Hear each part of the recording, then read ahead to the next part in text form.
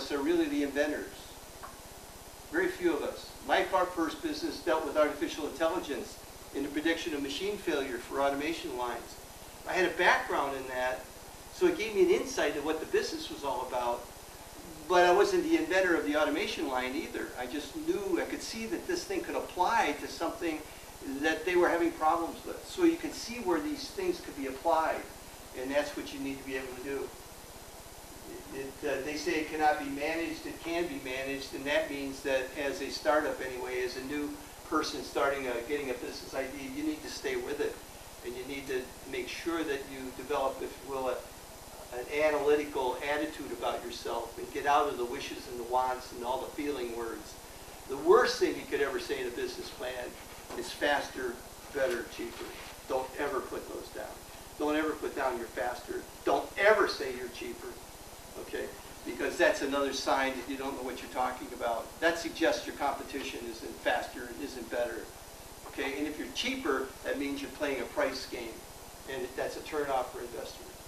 That means you're going to be a small fish in a big pond, and you're going to have a volume kind of business. And most of us won't start off that way. So just be careful of that.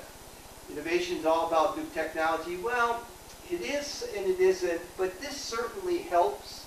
If you have an insight you come from an engineering school with an EE background, for example, you may have some insight in some stuff that you were playing around in your lab courses at the school you're in. So you have an extra set of, you get an advantage of that added insight into what's going on in pure research institutions, and you can bring that into it.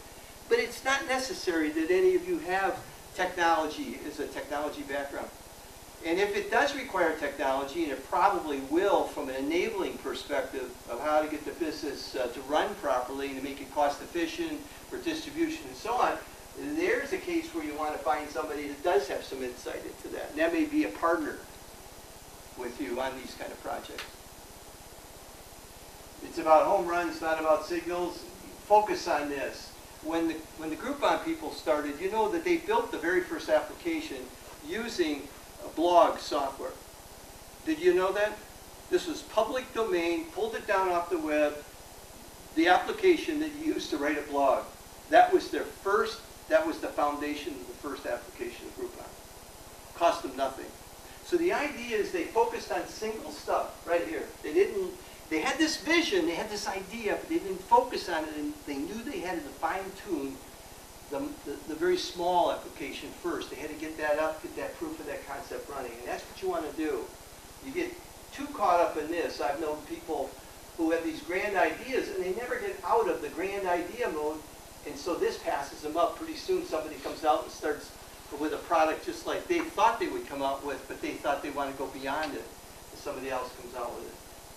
And it's expensive. Ideas are not expensive. They're all over the place. So they're there for the getting. Government's giving them away constantly. 3 ways that you, and you can tell these PowerPoints from a different, it's a collection of stuff, so I'm sorry that they're not, if you will, accustomed to just what we're talking about. But because I speak of innovation and ideas in the same context. Ideas are the result of unsolved problems.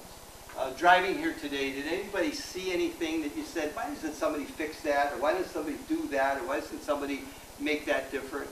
You're smiling back there. Did that happen to you today? Yeah. Yeah.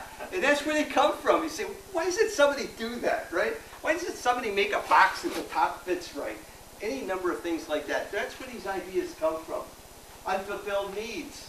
This is the thing that you say, okay, gosh, I like what this is all about, but I can't find anybody that makes anything that could plug into this, or I could add on to that, or that we could use use a certain way, an unfulfilled need. And the third is a trend, and that's really important. In all of your businesses, by the way, to prove sustainability, you're going to have to support it with some kind of a trend. It's going to be a combination of an economic trend, either positive or negative. When could a negative economic trend be a positive for starting a business? Anybody tell me that? The inverse? I bet you could. Think of it. If you started your business today, 12/11/11, when will it be ready for sale? 12 months, 24 months, 3 months? A product. It does. I was thinking of his product. start it today. 18 months we're going to have it ready for sale. What's the economy like today? It's not good. Yeah. This is the perfect time to start it. Why? Because it's this dead zone right in here that the investors have no place to put their money.